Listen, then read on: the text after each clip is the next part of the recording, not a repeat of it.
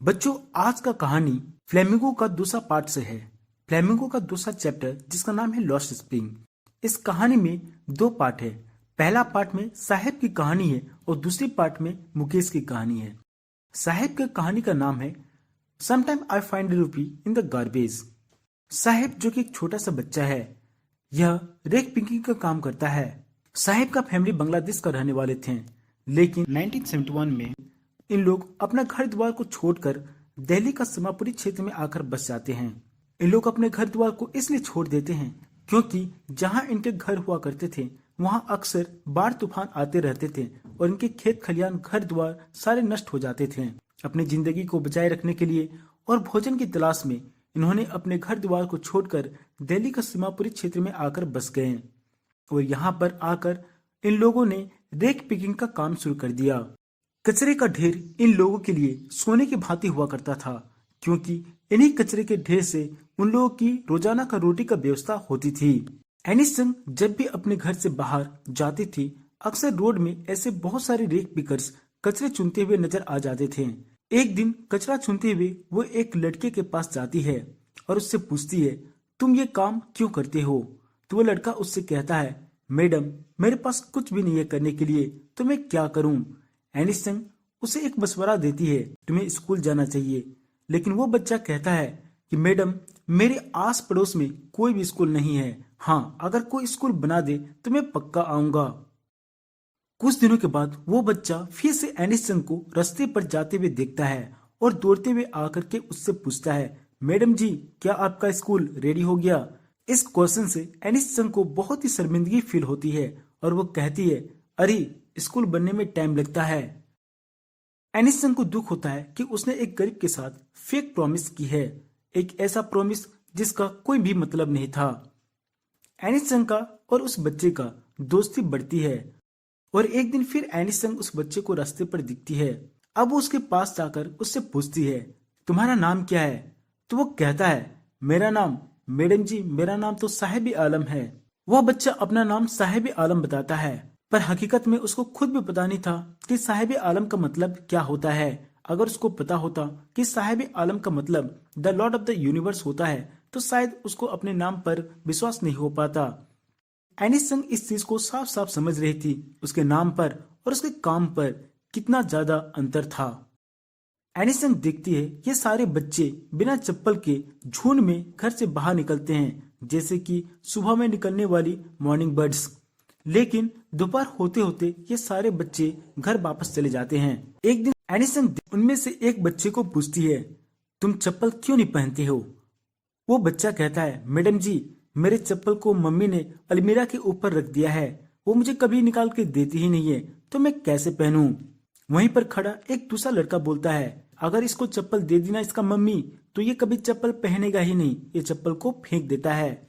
एक ऐसा लड़का कहता है जो चप्पल तो पहना हुआ था लेकिन दोनों ही पैरों में चप्पल अलग अलग थी, किसी में रेड तो किसी में ब्लैक। ये चप्पल खरीदा हुआ चप्पल नहीं था, बल्कि कहीं से इसको फेंका हुआ चप्पल मिला था और उसको पहना हुआ था। वहीं पर खड़ा एक तीसरा बच्चा कहता है, मुझे ना जूते पहनने का बड़ा शौक है। उस बच्चे की ख्वाहिश को सुनकर एनिसन को एक आदमी की बात याद आती है। एक बार जब एनिसन यूरोपी गई हुई थी तो वहां पर उसे एक आदमी से भेंट हुआ था।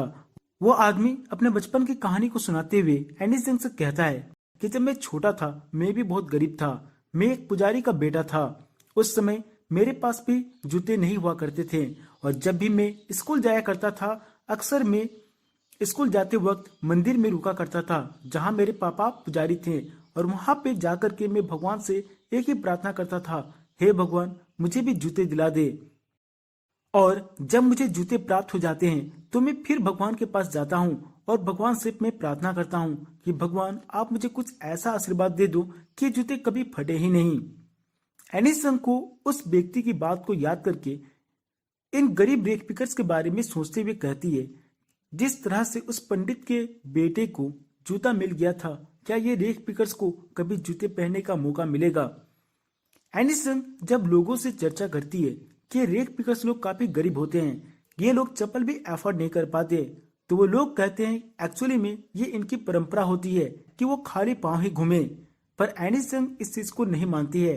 एनिसन सोचती है परंपरा का नाम तो सिर्फ एक बहाना है, वास्तव में ये इतने गरीब होते हैं कि कभी चप्पल भी अफोर्ड ना कर सके। लगातार मिलने से एनिसन का पहचान साहेब से काफी बढ़ चुकी थी। अब एनिसन एक दिन जहां साहेब रहा करता था वहां जाती है, यानी कि सीमापुरी। जब वो वहां पे जाती है तो देखती है लोग छोटे छोटे तिरपाल टान कर वहां पे रह रहे हैं। ये लोग 30 साल से भी ज्यादा समय से रह रहे थे। एनिसन को पता चलता है कि ये लोग 1971 में यहाँ आकर बस गए थे। यहाँ पे इनकी कोई पहचान पत्र नहीं थी, लेकिन उनको एक राशन कार्ड दे दिया गया था जिससे उनको सस्ते भाव में राशन मिल जाती थी।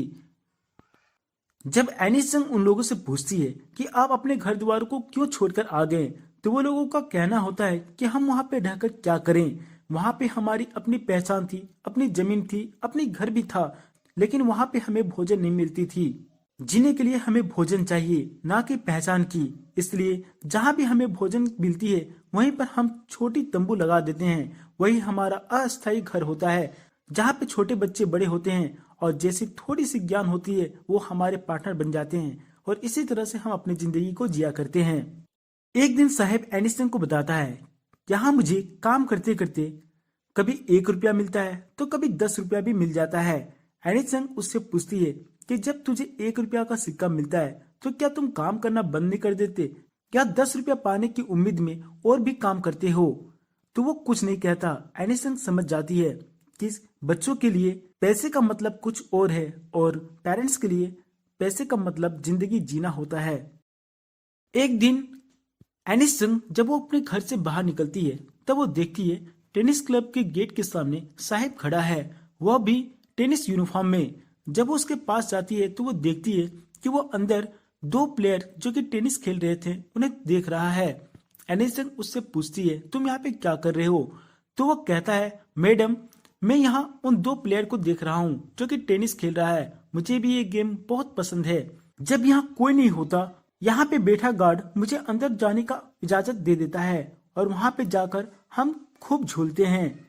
एनिसन देखती है साहेब खुद भी टेनिस का यूनिफॉर्म पहन के आया हुआ था। जब एनिसन उससे पूछती है कि तुमको ये यूनिफॉर्म कहाँ से मिल गया, तब वो कहता है, मैडम जी मुझे ये यूनिफॉर्म मेरे एक खास दोस्त ने गिफ्ट किया है। लेकिन जब एनिसन उसके जूतों को देखती है तो वो जूता फटा हुआ था।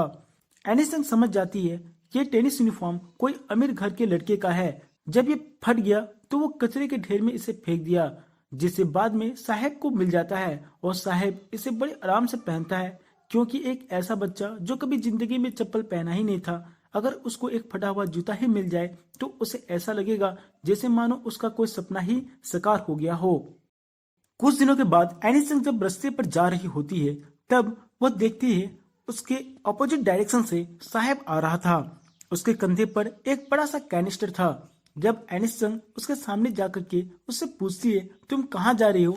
तो वह कहता है, मैडम जी मुझे वो चाय का दुकान में काम मिल गया है, वहां पे मुझे 800 रुपये पैसे मिलते हैं और दिन भर का भोजन भी मिलता है।